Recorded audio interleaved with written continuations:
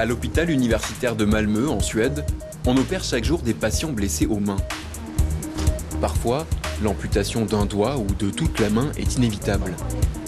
Une tragédie pour ces personnes qui perdent la capacité de saisir des objets, mais aussi le sens du toucher.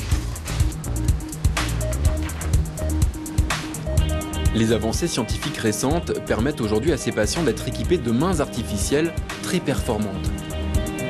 Avec de la rééducation, ces prothèses peuvent alors se substituer aux mains et permettre au quotidien à ces hommes et ces femmes de continuer à porter, saisir, écrire. Mais impossible de sentir quoi que ce soit au bout de ses doigts ou de ses crochets métalliques. Cette situation pourrait bientôt changer. Nous sommes à l'école supérieure Sant'Anna Viale de Pise, en Italie. Ici, les chercheurs des programmes européens NanoBioTact et NanoBioTouch développent un doigt biomimétique. Un doigt artificiel directement connecté au système nerveux central du patient, un doigt parcouru par un ensemble de récepteurs capables de retransmettre la sensation de pression digitale. Pour le professeur Lucia Becai, du Centre de microrobotique, l'inspiration vient tout simplement de la nature.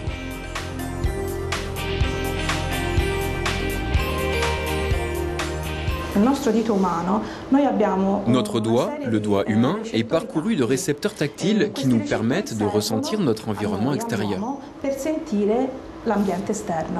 Ce qu'on fait ici, c'est utiliser la technologie pour intégrer un certain nombre de ces récepteurs tactiles sur un doigt artificiel.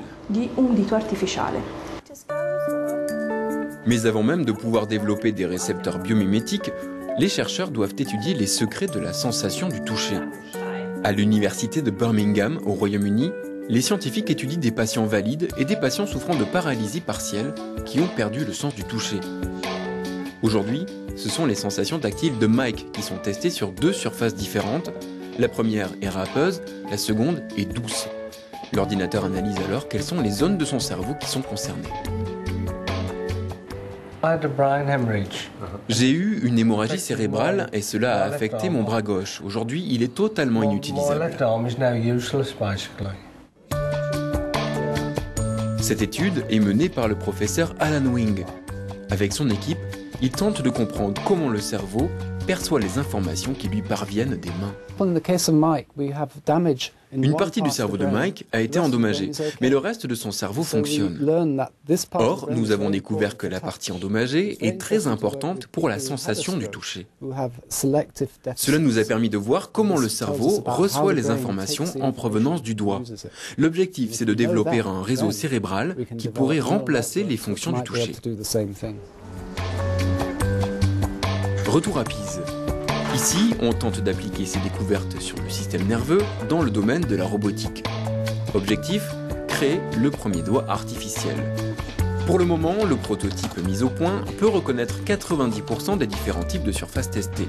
Il possède la dynamique, la sensibilité et la capacité de calculer la dimension spatiale lors d'une pression. Un exploit rendu possible par l'association de plusieurs disciplines, neurologie, robotique, biotechnologie, nanotechnologie.